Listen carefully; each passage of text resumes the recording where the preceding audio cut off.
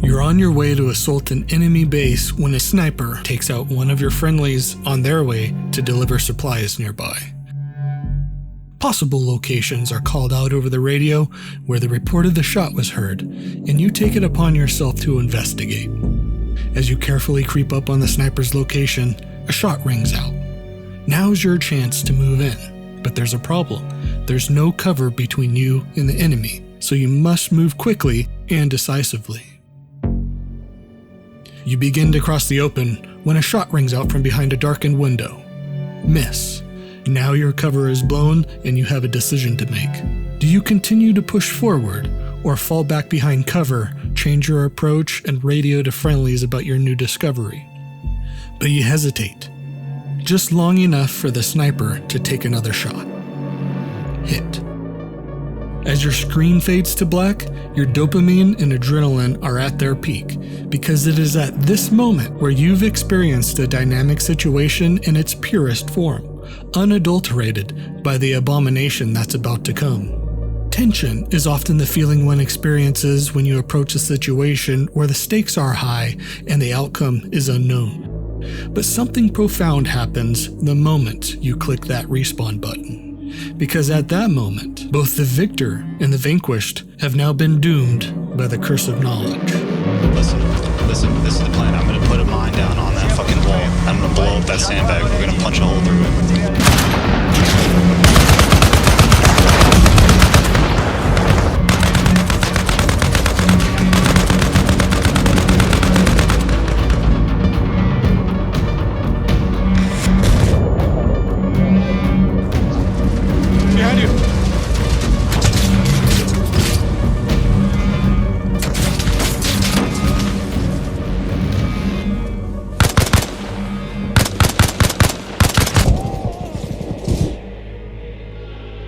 In the world of first-person shooters, where gameplay is fast-paced and the priority is on fun and maintaining that maximum dopamine level for extended periods of time, tactical shooters like Arma and Squad stand out because they attempt to deliver a more authentic experience that is both cinematic and impactful.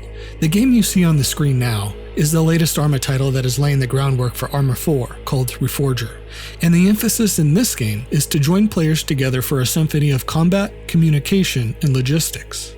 Weapons are modeled after their real-life counterparts without arbitrary balancing, forcing players to adapt to situations as they unfold.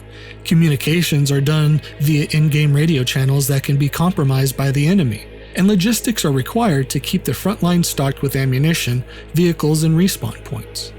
Like many tactical shooters that rely on similar systems, all these things tie together into a complicated system that can be easily influenced by the shifting tides of battle.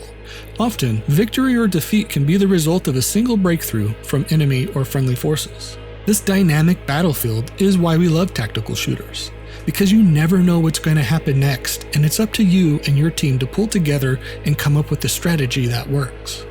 The intensity of the experience is itself the fun, but this system is delicate, and if not handled carefully, is subject to a fatal flaw. One such flaw to this experience is the curse of knowledge, a regression that undermines the purity of experience of coming face to face with your opponent for the very first time, that devolves into something much different. You see, no matter how developers design their games, they still cannot get around the fact that players, at a subconscious level, know that they themselves are never really in danger. Actions in real life have permanent consequences to life and limb, so situations are often taken very seriously with plenty of caution. When soldiers dispatch their enemies, they're not worried about retaliation from the departed, and any new engagement will be its own set of circumstances. But in tactical shooter games, once an engagement is concluded and that respawn button is pressed, the battlefield transforms into a much different place for both parties involved. When you respawn, you're reborn into the battlefield with the knowledge of the events that just transpired, and you now know the sniper's location, the hidden pathways, and even the enemy's defenses. This knowledge equips you with the information needed to outmaneuver your opponent and disrupts the natural flow of the game that would have otherwise occurred, creating an infinite loop of knowledge and counter-knowledge. This is the essence of the curse of knowledge. What used to be an advantageous position for attackers or defenders must now be abandoned to prepare for retaliation from the very players that they've just defeated. Each wave of attack revealing new locations, new information, no matter what you do. In order to preserve the purity of the battlefield and keep the upper hand, one must relocate their position after each engagement, over and over again. So the worst thing that can happen to a player in a tactical shooter is to be cursed by this curse of knowledge. But worse yet is to know that it's happening. So what can be done about this curse of knowledge? I've been thinking about this a lot, and unfortunately, my answer is, I don't know. The most we can do is look at the games that came before us to see if they have any nuggets of wisdom we can learn from, or to design new and novel solutions that haven't been tried yet. But no matter what we do, the only way to know is to try things out to see what results emerge. If we look at DayZ, for example, the curse of knowledge gets solved upon death, where the player finds themselves back on the coast as a new, fresh spawn. By the time they find their way back to their original body, the other party involved is long gone. In extraction shooters like Tarkov, the curse of knowledge is solved by removing the player from the situation entirely, with their adventure coming to a decisive conclusion. But are one-life solutions appropriate for a tactical shooter where players expect to be able to spawn back in?